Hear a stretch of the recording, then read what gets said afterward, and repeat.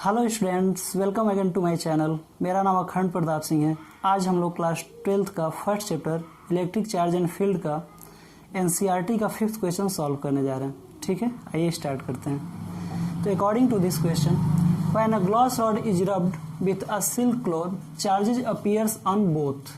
A similar phenomenon is observed with the many other pairs of body. Question ये कह रहा है कि जब भी किसी ग्लास रॉड को हम लोग सिल्क के कपड़े पे जब हम लोग रबिंग करते हैं, रब करते हैं, रगड़ते हैं उसके ऊपर, तो दोनों के ऊपर कुछ चार्जेस देखने को मिलता है। और जाहिर सी बात है कि जो ग्लास रॉड है उसके ऊपर पॉजिटिव चार्ज आ जाता है और जो सिल्क क्लॉथ है उसके ऊपर निगेटिव चार्ज आ जाता है। अ similar phenomenon is observed with the many other pairs of body. और यही सेम फिनोमिना जब हम लोग अलग अलग पेयर ऑफ बॉडी को लेकर जब हम लोग दोहराते हैं तो सेम फिनोमिना दिखाई देता है। जैसे कैट का स्किन है, उसको हम लोग जब इबोनॉइड रॉड पर रब करते हैं तो कैट की स्किन के ऊपर पॉजिटिव चार्ज आ जाता है और इबोनॉइड रॉड पे निगेटिव चार्ज आ जाता है। ठीक है ना। वैसे बहुत सारे एग्जांपल हैं। कह रहे हैं कि how this observation is consistent with the law of conservation of charge. कह रहे हैं कि ये जो ऑब्जर्वेशन है वो कंजर्वेशन ऑफ चार्ज के साथ कैसे कंसिस्टेंट है, मतलब कैसे इस चीज को वैलिड ठहरा रहा है जो कंजर्वेशन ऑफ चार्ज है।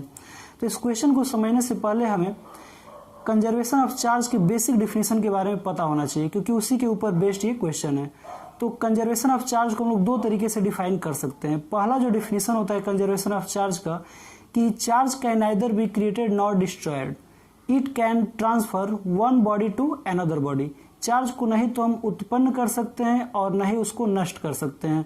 उसको जब भी करेंगे तो एक बॉडी से दूसरे बॉडी में ट्रांसफर कर सकते हैं। ये पहला डिफिनेशन होता है। इसी के अकॉर्डिंग दूसरा डिफिनेशन भी बनाया गया है कि total charge of an isolated system is always constant. किसी भी सिस्टम के ऊपर जो आइसोलेटेड हो, आइसोलेटेड का मतलब जो अकेले में रखा गया हो, तन्हाई में रखा गया हो, उसके ऊपर जो टोटल चार्ज है वो हमेशा कांस्टेंट होता है। आइए देखते हैं कि ये जो थियरी है इस पे कैसे वैलिड होता है। तो जैसे मान लो कि अगर कोई भी एक बॉडी है, सिस्टम है, इसके ऊपर अगर जो स्टार्टिंग में जो चार्ज रखा जाएगा वही चार्ज इस बॉडी पे बाद में भी रहेगा उतना। तो मान लो कि इस सिस्टम के अंदर कुछ बॉडी रखा हुआ है, ठीक है ना, जिसके ऊपर Q1 है, Q2 है और Q3 है। Q1 के ऊपर मान लेते हैं कि +5 चार्ज था, Q2 के ऊपर -3 चार्ज था और Q2 के ऊपर -3 चार्ज था और Q3 के पास +10 कूलम है। तो अगर हम देखेंगे कि इसके ऊपर नेट चार्ज की वैल्यू क्या होगा, तो जो नेट चार्ज की वैल्यू होगा वो होगा Q1 + Q2 + Q3। और ये कितना हो जाएगा, +5 -3 +10। और इसका जो वह आंसर आएगा वो आएगा 10 और 5 15 में से 3 माइनस करेंगे तो कितना आएगा, -12 आएगा। तो इसके ऊपर जो नेट चार्ज है सब कूलम में अगर है तो इसके ऊपर जो नेट चार्ज होगा वो -12 कूलम होगा। जब कुछ समय बाद अगर इसी सिस्टम को हम लोग देखेंगे तो इसके ऊपर जो नेट चार्ज होगा वो हमेशा -12 कूलम होगा। यही कंजर्वेशन ऑफ चार्ज है। मतलब कि इस बॉडी के कांटेक्ट में या इंटरेक्शन में जब तक दूसरा बॉडी नहीं आता है तब तक इस बॉडी के ऊपर जो नेट चार्ज है वो चार्ज हमेशा उतना ही होगा। जैसे लेकिन इनके अंदर जो छोटे छोटे बॉडी है जो आपस में इंटरेक्शन कर रहे हैं उनके ऊपर चार्ज अलग अलग हो सकता है। लेकिन जब ओवरऑल चार्ज की बात करेंगे तो इस सिस्टम के ऊपर हमेशा चार्ज की जो वैल्यू होगा वो हमेशा सेम होगा जितना पहले था। मतलब अगर Q1 की वैल्यू अगर यहाँ पे चेंज हो जाए, Q1 की वैल्यू कभी बाद में हम ऑब्जर्व करें तो देखें कि +5 की जगह पे +10 हो गया, 10 कूलम। Q2 की जगह पे जो पहले -3 था वो अब मान लेते हैं कि +5 हो गया। तो अब बताओ Q3 के ऊपर कितना होगा। तो जाहिर सी बात है कि इनका जो टोटल चार्ज का जो सम स्टार्टिंग में था, इनके ऊपर टोटल चार्ज का सम बाद में भी होगा। यानी कि अगर इसको हम डैश अगर बता दें तो Q1 dash + Q2 dash + Q3 dash के इक्वल होगा। तो इस हिसाब से यहाँ पे Q1 डैश की वैल्यू हो जाएगा यहाँ पे +10, Q2 डैश की वैल्यू हो जाएगा +5 और यहाँ पे +Q3 डैश हमें पता करना है। तो इधर -12 है, इधर +15 हो जाएगा +Q3 डैश। तो यहाँ से Q3 डैश की जो वैल्यू आएगा वो आएगा -12 - 15 और ये कितना हो जाएगा, तो 5 और 2 7 और 1 और 2, तो Q3 के ऊपर आ जाएगा -27। और फिर से हम देखेंगे तो इसके ऊपर जो ओवरऑल चार्ज है वो चार्ज हमेशा अभी भी इक्वल होगा। 10 है और ये 5 कितना हो जाएगा, 15 हो जाएगा। और 27 में से जब 15 अगर माइनस करेंगे तो डेफिनेटली कितना आएगा, -12 कूलम आएगा।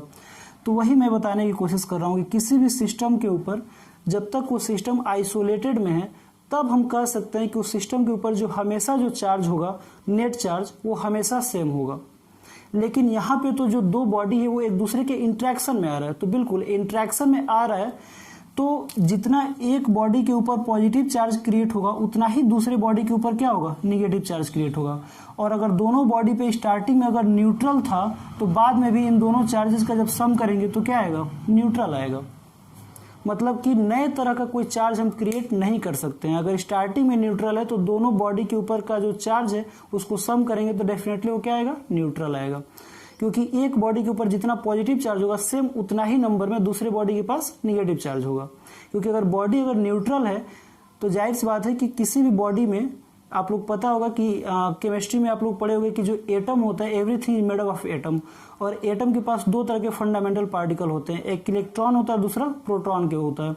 और जितना नंबर ऑफ इलेक्ट्रॉन होता है किसी भी एटम के अंदर, अगर वो एटम न्यूट्रल है, अगर उस एटम के ऊपर कोई चार्ज नहीं है, तो जितना नंबर ऑफ इलेक्ट्रॉन होता है उतना ही नंबर ऑफ प्रोटॉन होता है। तो मतलब जितना एक एटम के अंदर नंबर ऑफ निगेटिव चार्ज होगा उतना ही उस एटम के अंदर नंबर ऑफ पॉजिटिव चार्ज होगा। तो जब कोई भी चीज एटम से मिलकर बना है और एटम के अंदर निगेटिव और पॉजिटिव चार्ज इक्वल रह रहा है तो कोई भी न्यूट्रल बॉडी होगा तो उसमें निगेटिव चार्ज और पॉजिटिव चार्ज इक्वल अमाउंट में होगा। तो जब भी दो चार्ज को अगर हम लोग रब करेंगे तो एक के ऊपर जितना पॉजिटिव होगा डेफिनेटली दूसरे के ऊपर उतना ही निगेटिव होगा, और फिर से दोनों को सम करेंगे तो हम लोग का क्या आएगा, न्यूट्रल आ जाएगा। तो यहाँ पे नए तरह का चार्ज क्रिएट नहीं हुआ, यहाँ पे एक सिस्टम से दूसरे सिस्टम में चार्ज का ट्रांसफर हुआ, जो कि कंजर्वेशन ऑफ चार्ज में वैलिड होता है। ठीक है, थैंक यू, जय हिंद।